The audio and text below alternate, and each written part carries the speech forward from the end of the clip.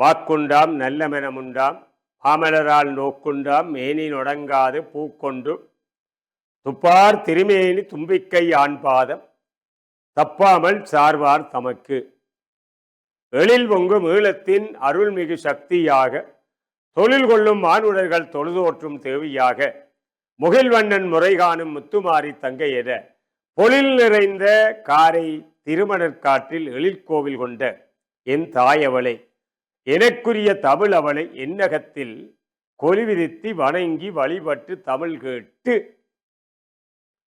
Don தமிழொலி தொலைக்காட்சியினுடைய பிரியமானவர்களே, ஓம் தொலைக்காட்சியின் பிரியமானவர்களே, கலியுகத்திலே எந்தையும் போற்றுவோம் என்ற நிகழ்ச்சியை நெறிப்படுத்தி கொண்டிருக்கின்ற கலைஞர் விதுசன் அவர்களே, உலகம் முழுவதும் பரந்து வாழ்ந்து கொண்டிருக்கின்ற உலகத்தினுடைய ஓம் தொலைக்காட்சியினுடைய பிரியமான உறவுகளே, உங்கள் எல்லோருக்கும் மதுரகவியின் தமிழ் வணக்கம். மேன்மைகொள் சைவ நீதி விளங்குக உலகமெல்லாம். கடந்த பரப்பிலே கடவுள் இறைவன் பற்றிய விடயத்திலே சிந்தனைகளை உங்களோடு சேர்த்தோம், மகிழ்ந்தோம், பார்த்தோம். அந்த வகையிலே இந்த சித்திரை மாதத்திலே நாங்கள் சித்திரா பௌர்ணமி போன்ற விடயங்களை நாங்கள் பார்த்தோம். சித்திரை சதயம் திருநாவுக்கரசு நாயனாருடைய குருபூஷையினுடைய மகத்துவங்களை நேயர்களோடு சிந்தித்தோம்.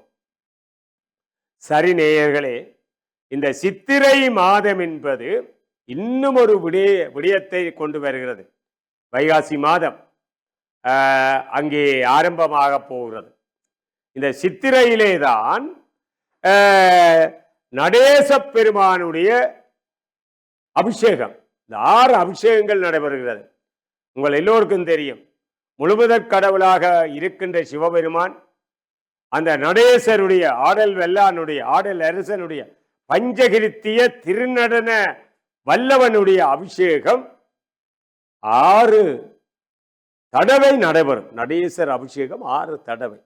முதலாவது அபிஷேகம் எப்பொழுது ஆரம்பமாகிறது என்று அது சித்திரை மாதத்தில் நடைபெற்றிருக்கிறது. அதாவது சித்திரை திருவோணம். இந்த சித்திரை மாதத்தில் வருகிற திருவோண நட்சத்திரத்திலே நடேச பெருமானுக்கு முதலாவது அபிஷேகம் எங்க நடைபெற்றது? கனக சபையிலே மாலை வேளையில் இடம்பெறும். இதை அறிஞ்சு கொள்ள வேண்டும். இந்து பெருமக்கள் என்றா இந்து பெருமக்களுடைய முழுமுதற் கடவுள் சிவன். சிவனுடைய வடிவம்தான் நடேச பெருமான். அவர் அப்படியே அவருடைய தோற்றம், அந்த தோற்றத்தை பார்த்தால், அவருடைய இயக்கத்தை பார்த்தால் உலகம் இயங்குகிறது. அவர் இயங்க முடியவில்லை என்றால் உலகம் இயங்க முடியாது. ஆட்டுவித்தால் ஆரொருவர் ஆடாதாரோ, அந்த வடிவம் நடேச பெருமானுடைய அபிஷேகம். கனக சபை, இந்த கனக சபையில முதலாவது அபிஷேகம் சித்திரை மாதத்தில் திருவோண நட்சத்திரத்தில் நடைபெறும். இந்த 27 நட்சத்திரங்கள்ல 2 நட்சத்திரம் திருப்பெற்றது. இது ஒன்று திருவோணம், விஷ்ணுவினுடைய நட்சத்திரம். அடுத்தது திருவாதிரை. திருவாதிரை சிவனுடைய நட்சத்திரம். 2 நட்சத்திரங்களுக்கு முன்னுக்கு அடைமொழி திருவாக இருக்கிறது. சரி நேயர்களே, நடேச பெருமானுக்கு 6 அபிஷேகங்கள் அமைந்து விடுகிறது. ஒரு வருஷத்திலே 6 அபிஷேகங்களை நடேச பெருமானுக்கு நிகழ்த்துகின்ற சிறப்பு இந்து பெருமக்களுக்கு இருக்கிறது. இந்த 6 திருமுழுக்கு என்று நாங்கள் சொல்லுவோம். 2வது திருமுழுக்கு எப்பொழுது நடைபெறும்? முதலாவது கனக சபையில சித்திரை மாதத்தில திருவோண நட்சத்திரத்தில பெருமானுக்கு நடைபெற்றது. ஏராளமானவர்கள் கனக சபைக்கு சென்று தரிசித்தார்கள். 2வது சித்திரை வைகாசி கடந்து வருகிற ஆனி மாதம். இந்த ஆனி மாதத்திலே உத்தர நட்சத்திரத்தில் ஆனி உத்தரம் சிவனுக்குரிய ஒரு சிறப்பான தினம்.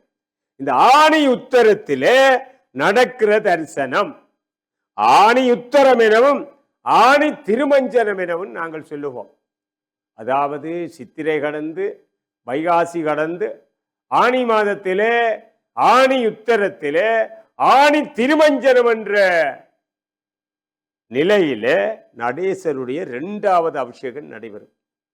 நடேச பெருமானுக்கு வருஷத்திலே 6 அபிஷேகங்கள்.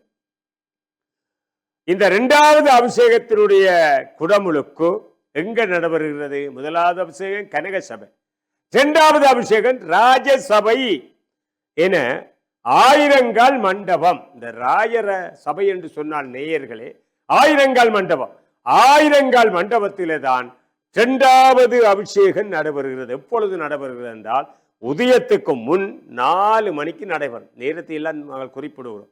அதிகாலை சூரிய உதயத்துக்கு முதல் 4 மணிக்கு நடேசருக்கு ஆயிரங்கால் மண்டபத்திலே ராசசபையிலே இந்த அபிஷேகம் நடைபெறும். நடேச பெருமானுடைய 3வது அபிஷேகம். நாங்கள் பார்த்து கொண்டிருப்பது நடேச பெருமானுடைய 6 அபிஷேகங்கள். சிவனுக்கு இருக்கின்ற இந்த 6 அபிஷேகங்கள். 3வது அபிஷேகம் நேயர்களே, ஆவணி மாதம், ஆணி ஆடி எல்லாம் கடந்து வருகிற ஆவணி மாதம். இந்த ஆவணி மாதத்திலே பூர்வபட்ச சதுர்த்தசியிலே கனக சபையிலே மாலை வேளையில் நடைபெறும். நாங்கள் பார்த்து கொண்டு வருகிறோம். ஆயிரங்கால் மண்டபம். இப்பொழுது 3வது அபிஷேகம், 3வது இந்த குடமுழுக்கு எங்கே நடைபெறுகிறது என்று சொன்னால் கனக சபை என்று சொல்லுகிற இடத்திலே நடேச பெருமானுக்கு மிக அற்புதமாக நடைபெறும். அதை பார்ப்பதற்கு கொடுத்து வைக்க வேண்டும். சரி நேயர்களே, நடேச பெருமானுடைய 4வது திருமுழக்கு எங்க நடைபெறுகிறது என்றால், எப்பொழுது நடைபெறுகிறது என்றால் புரட்டாதி மாத பூர்வபக்க சதுர்த்தசி. புரட்டாதி மாதத்தில் வருகிற வளர்பிறை பூர்வபக்க சதுர்த்தசியிலே கனக சபையில நடக்கும். கனக சபையில மாலை பொழுதுல இந்த அபிஷேகம் நடக்கும். தில்லை கூத்தனாக திருநடனம் செய்பவனுடைய அந்த விளங்குகின்ற நடராஜ பெருமானுடைய 5வது திருமுழுக்கு அபிஷேகம். 5வது திருமுழுக்கு அபிஷேகம் மார்கழி மாதத்தில் வருகிற சிவனுடைய நட்சத்திரமாக. சொல்லுங்கள் நேயர்களே, சிவனுடைய நட்சத்திரம் என்ன?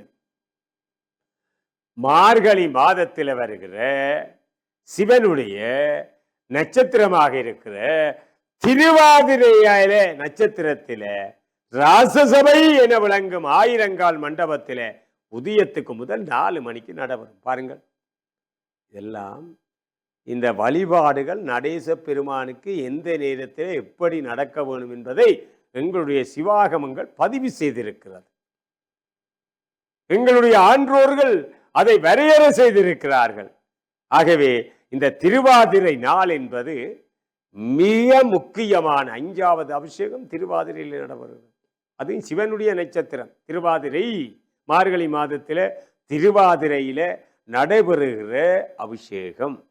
அது மட்டுமல்ல, இந்த திருவாதிரை திருநாள் மார்கழி மாதம் திருவாதிரை நட்சத்திரம் கூடிய பௌர்ணமி அன்று கொண்டாடப்படும்.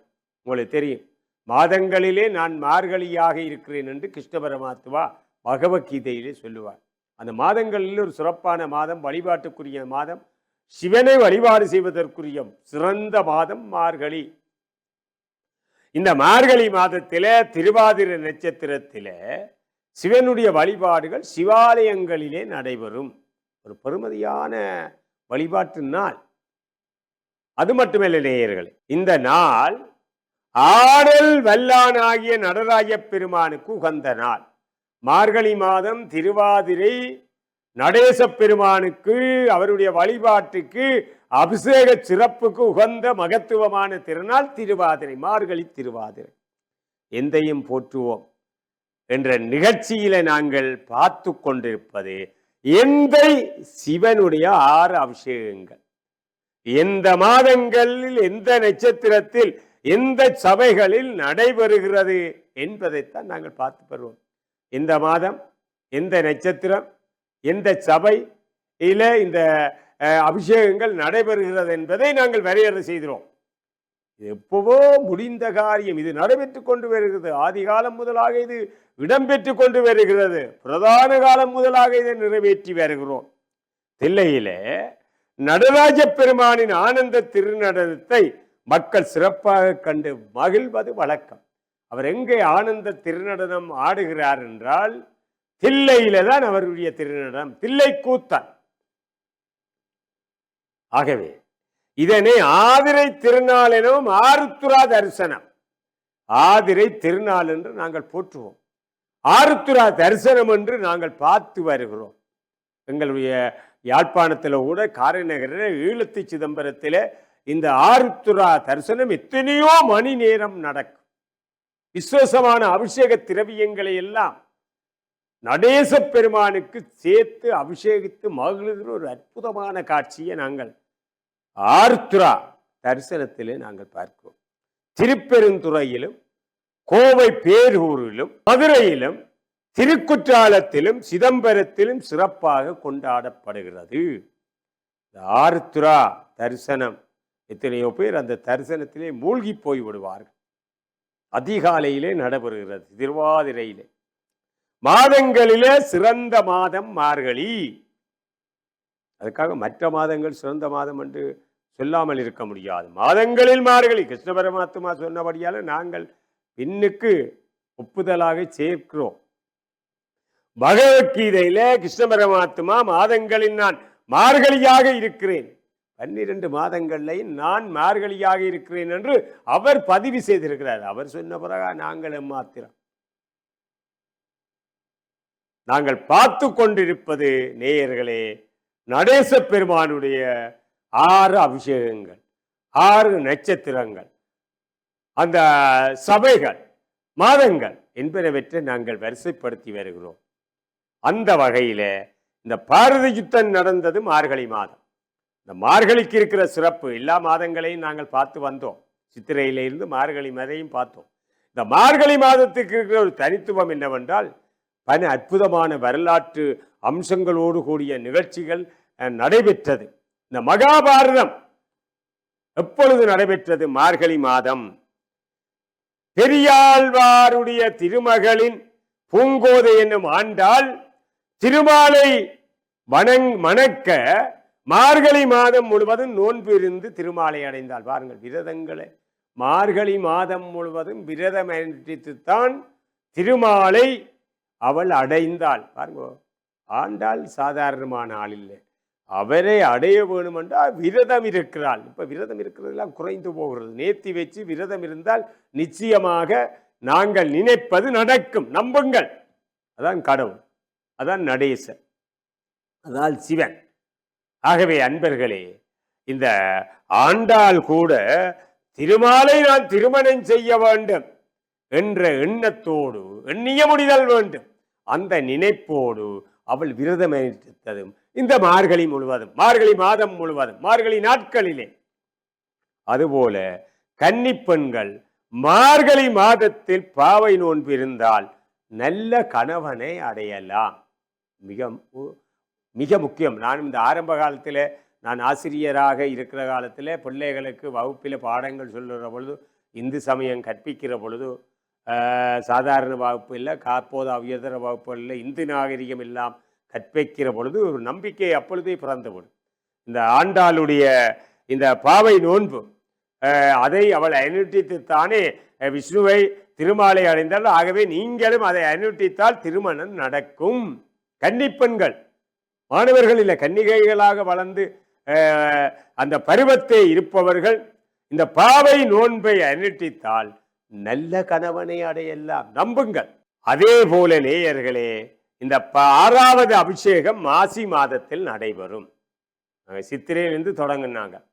இந்த 6வது அபிஷேகம் மாசி மாதத்திலே, மாசி மாத பூர்வ பக்க சதுர்த்தசியில கனக சபையில் மாலையில இடம்பெறும்.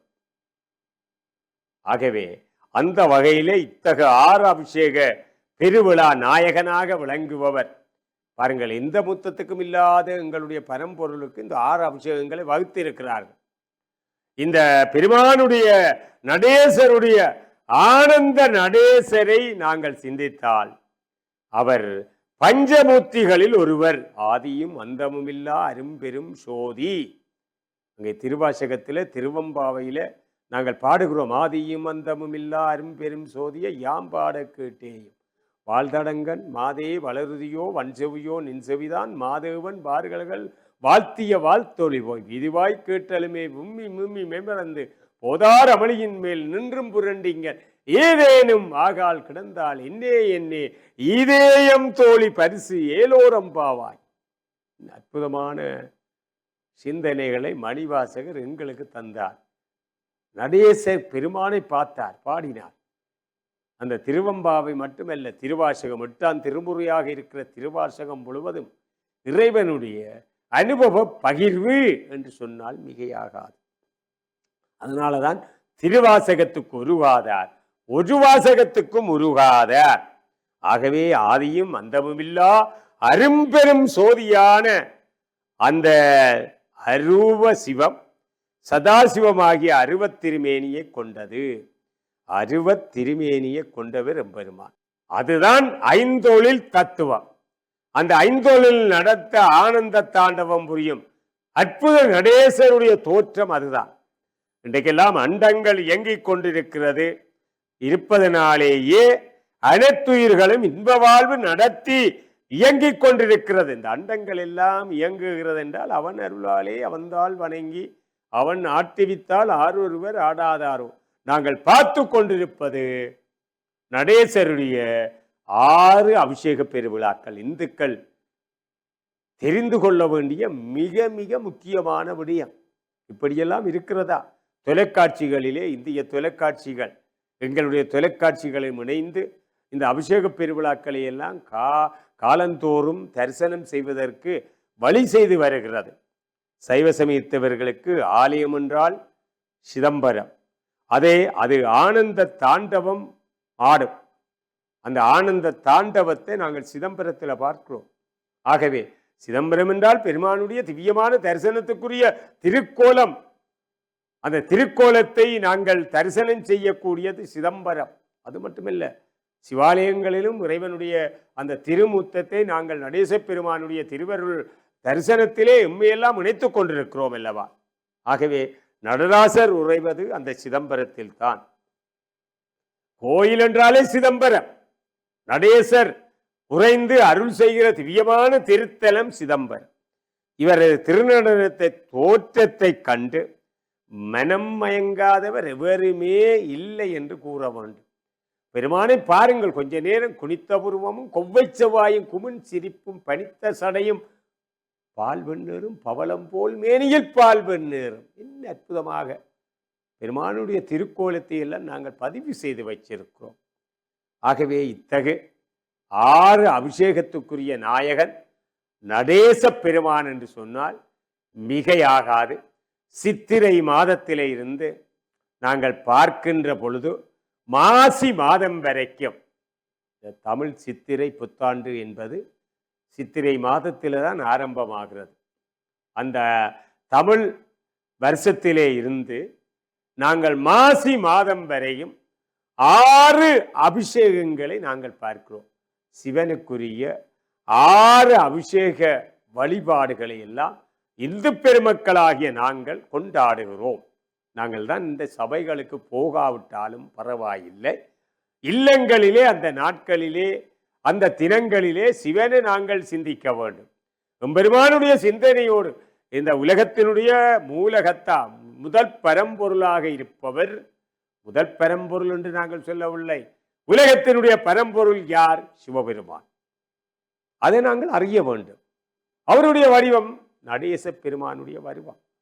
ஆகவே இந்த நடேசரை நாங்கள் நோக்கி அவரை தரிசித்தால் அவர் எங்களுக்கு எல்லாவற்றையும் தருவார். அந்த சிந்தனை பெற வேணும், நம்பிக்கை பெற வேணும்.